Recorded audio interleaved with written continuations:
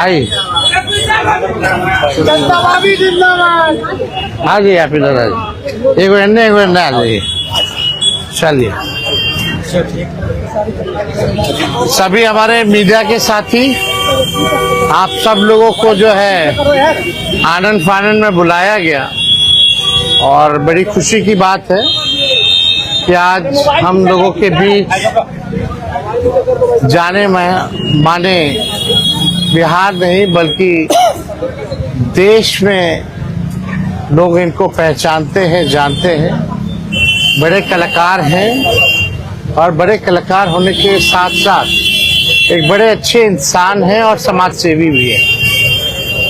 तो आज आप सब लोगों को हम बताते हैं, प्रदेश अध्यक्ष जी के नेतृत्व में, अब्दुल बारी सिद्दीकी साहब जी के नेतृत्व में, पाटलिपुत्रा सांसद मिशा जी भी यहाँ हैं, लालू जी राष्ट्रीय अध्यक्ष जी से इन्होंने आशीर्वाद लिया है और ये आज पार्टी जो है ज्वाइन कर रहे हैं और साथ में हम लोगों की भाभी भी यहाँ उपस्थित है, ये भी पार्टी की सदस्यता जो है ले रहे हैं।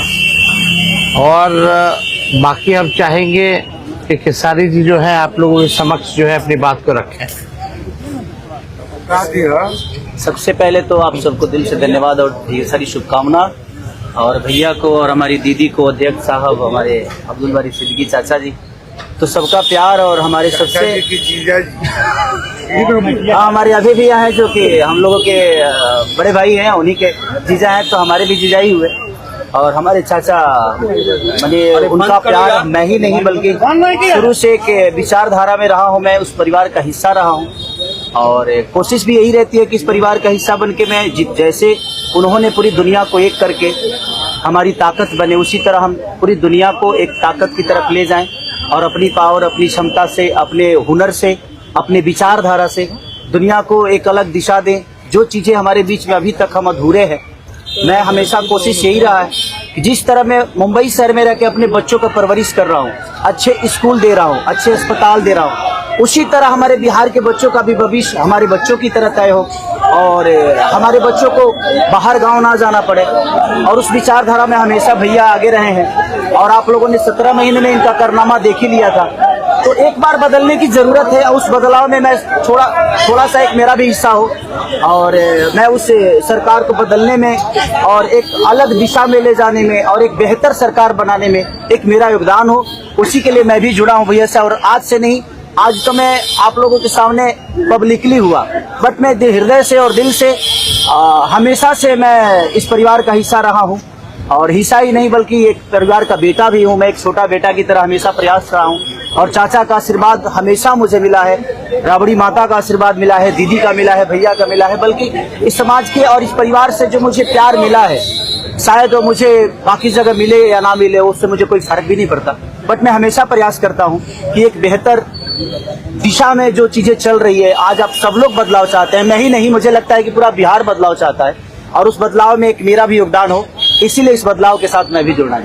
देखिए एक मिनट, जैसा इन्होंने कहा कि कोई एमएलए, मुख्यमंत्री और सरकार बनाने की बात नहीं है, बल्कि हम लोगों को बिहार बनाने का काम करना है और हम लोग नए सोच के हैं, नया बिहार बनाना है।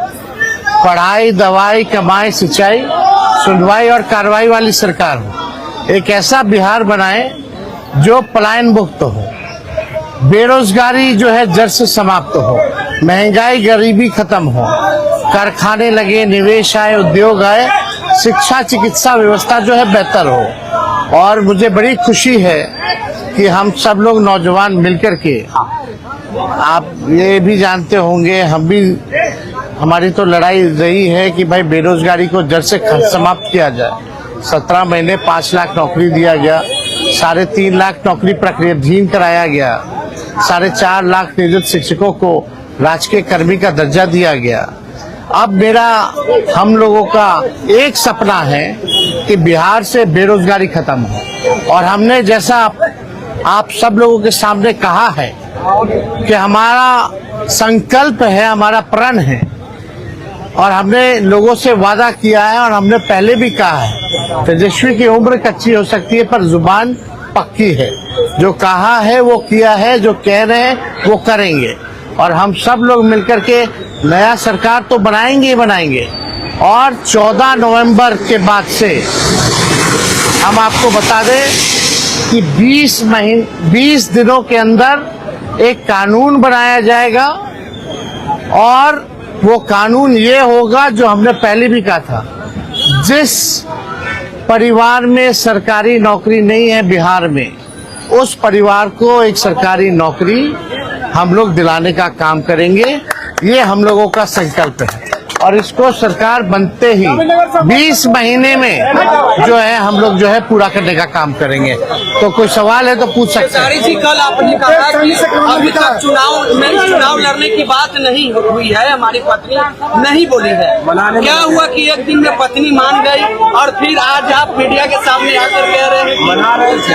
देखिए, जहाँ तक बात है, मैं पत्नी को जितना समझता हूँ उतना ही ये भी मुझे समझती है। इनको भी पता है कि ये मेरे साथ छठ तो मना लेती है, बट बिहार की बहुत ऐसी औरतें हैं जो अपने पति के साथ छठ तक नहीं मना पाती है, दिवाली तक नहीं मना पाती है, होली तक नहीं खेल पाती है। तो मैंने इनसे बोला कि बिहार बदलाव की तरफ जा रहा है।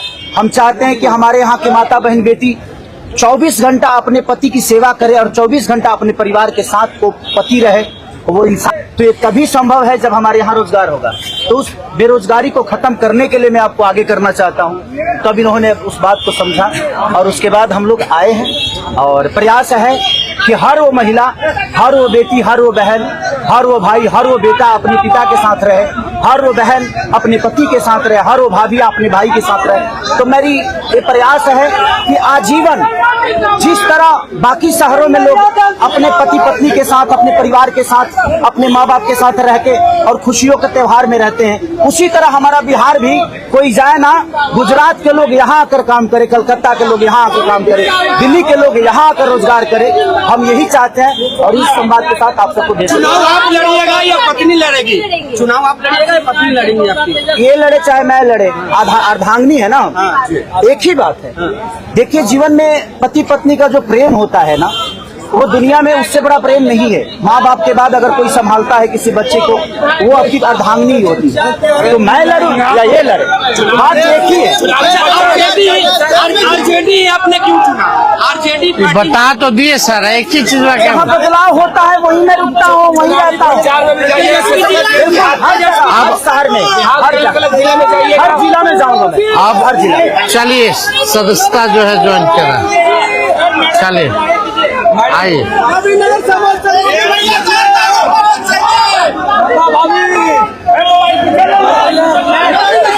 चलिए बहुत शुक्रिया, चलिए शुक्रिया।